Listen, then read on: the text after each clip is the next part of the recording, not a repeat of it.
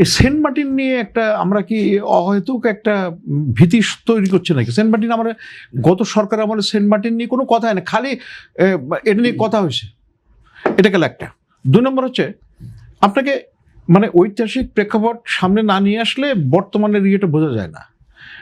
লিবারেশনের পরে একজন ব্রিটিশ সাংবাদিক আমাদের এই রাস্তাঘাট নষ্ট হয়ে গেছে, ব্রিজ নষ্ট হয়ে গেছে, তখন বললো কি এ একটা দেশ, এত মানুষ, উৎপাদন ক্ষমতা নাই, রাস্তাঘাট নষ্ট। তো এই 50 বছরের ব্যবধানে এটা আবার স্ট্র্যাটেজিক্যালি অনেক বেশি গুরুত্বপূর্ণ হয়ে গেছে ভূ রাজনৈতিক বিভিন্ন বিন্যাসের কারণে। তো এই সেন্ট মার্টিন নিয়ে অপ্রয়োজনীয় আমরা বোধহয় আমরা অনেক শিক্ষিত লোকই এমনভাবে কথা বলি যেন সেন্ট মার্টিন তারা নিয়ে গেছে। জি না, এটা অপ্রয়োজনীয় বা অশিক্ষিতের কথা না, এটা বিভিন্ন রকমের প্রেক্ষাপট রয়েছে। বঙ্গোপসাগরের বিভিন্ন রকমের কৌশলগত যেমন গুরুত্ব রয়েছে, ঠিক একইভাবে আমরা তো জানি যে একটা আলোচনাও চলছিল যে মিয়ানমারের দিকে প্যাসেজ করে দেওয়ার ক্ষেত্রে সেন্ট মার্টিনকে ব্যবহার করে যাওয়া। এই আলোচনাগুলো মানে শিক্ষিত অশিক্ষিতের বিষয় না, আলোচনাগুলো আছে, ছিল, হয়তো ভবিষ্যতেও থাকবে।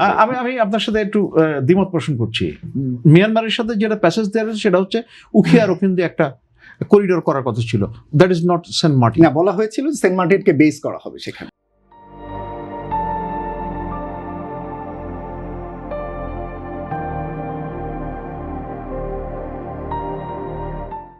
এখন আমি বলছি শোন, এই সেন্ট মার্টিন নিয়ে আমরা যদি এইভাবে কথা বলি তাহলে সাধারণ মানুষ যারা এগুলো পুরা ইকুয়েশন বোঝা একটু তাদের জন্য কঠিন, তারা একটা অপ্রয়োজনীয় ভীতির মধ্যে পড়বে। আমি যতদূর বুঝতে পেরেছি, একটু কাইন্ডলি, এটা খুব গুরুত্বপূর্ণ বলে আমি সেজন্য বারবার নিয়ে আসতেছি।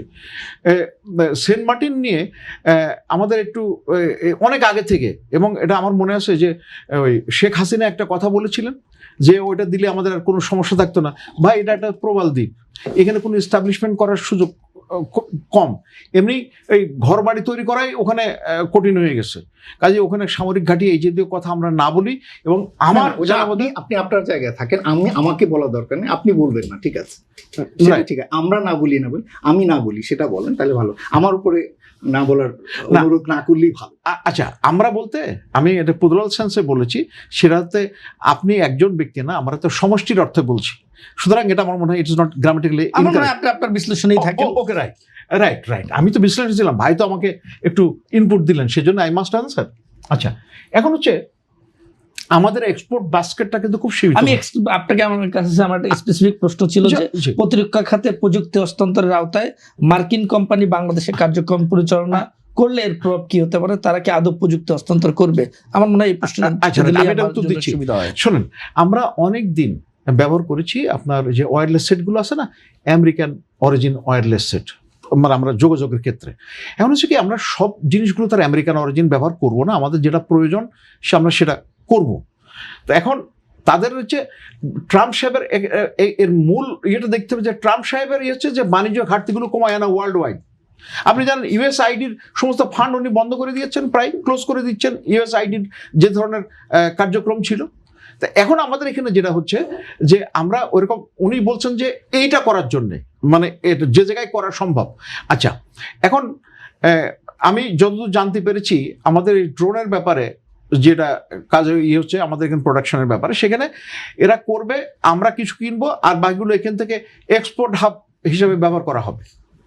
এখান থেকে অরিজিন এখান থেকে করবে। এখন যে আমেরিকান যদি কোনো কোম্পানি যদি এরকম একটা অ্যারেঞ্জমেন্টে আসে যে আমাদের এখানে তোমার তৈরি করব, তোমাদের যেটা কিনলে বাকিগুলো আমরা এখান থেকে এক্সপোর্ট করব, কারণ আমাদের কিছু প্রোডাকশন অ্যাডভান্টেজ থিওরির আন্ডারে আমাদের কিছু ল্যান্ড, লেবার এবং ক্যাপিটালের ঘাটতি আছে। ল্যান্ড, লেবার তো আছে, তিনটা তো থিওরি, তিনটা কম্পোনেন্ট, ল্যান্ড, লেবার, ক্যাপিটাল। আমাদের ক্যাপিটালের ঘাটতি আছে, কিন্তু ল্যান্ড আর লেবার তো আছে, এবং সেটা ব্যবহার করে যদি আমরা কিছুটা সুবিধা পাই তাহলে ইটস নট ব্যাড। এখন সেটা হচ্ছে কি, এটা আবার আরেকটা জিনিস আছে খুব গুরুত্বপূর্ণ, বড় বড় দেশগুলোর সাথে যে কোনো কাজে বা চুক্তিতে গেলে একটু সমঝে চলতে হয়। এই কারণে যে উনি যে কখন আমাদের একটু দাসখত দিতে হয়, না দাসখত আমি শব্দটা ব্যবহার করব না, আমি সতর্ক থাকতে হয় যাতে করে, কারণ ওনার প্রভাব প্রতিপত্তি সামরিক বলেন, বৈষয়িক বলেন, রাজনৈতিক বলেন, সব দিকে তার শক্তি আছে।